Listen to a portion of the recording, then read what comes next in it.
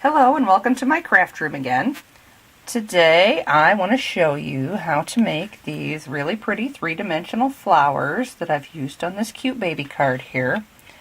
They start out life as some plain old flat Cricut cuts like this.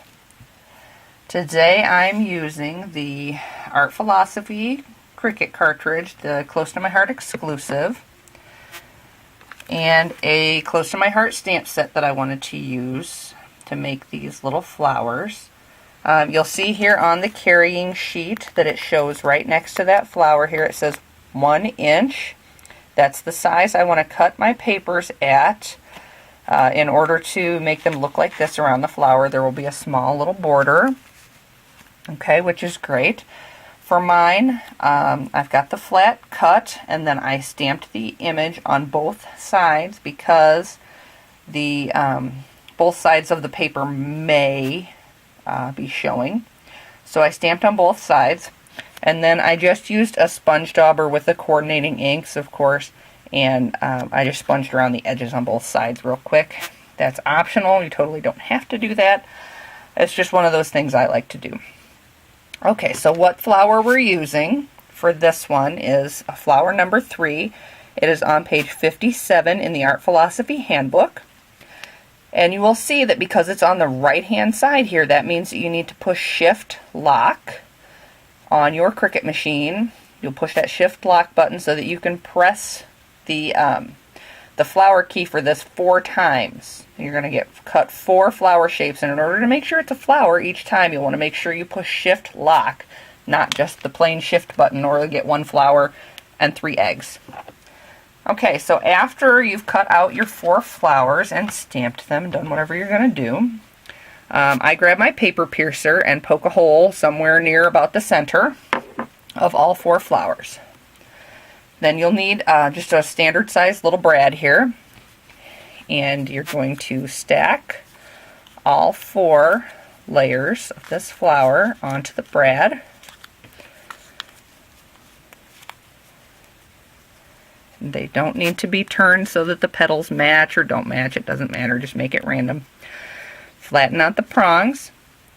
Then you're going to grab the top layer here, the center, and squish it up nice and tight around that brad.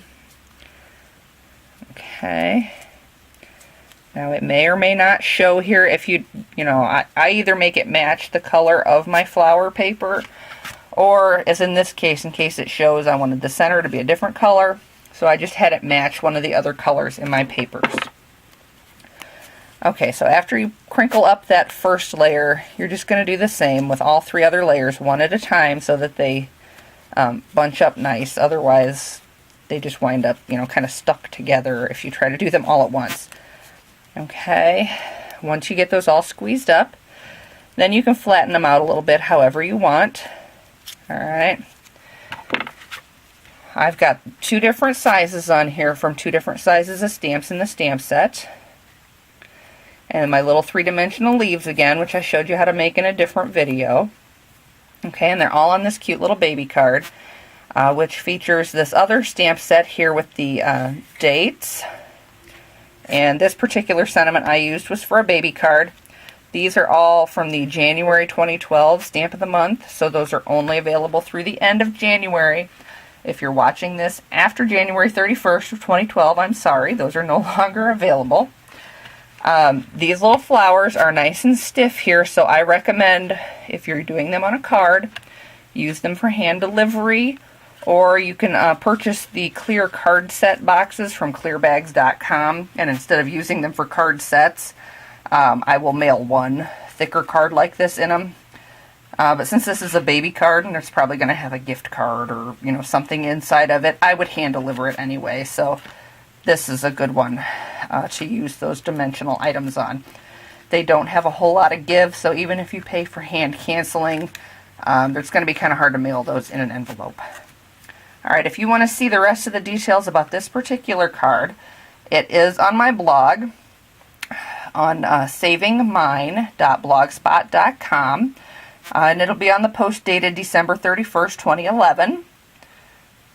And if you are interested in purchasing any of the items that I used in this card. Everything is available until at least January 31st, 2012.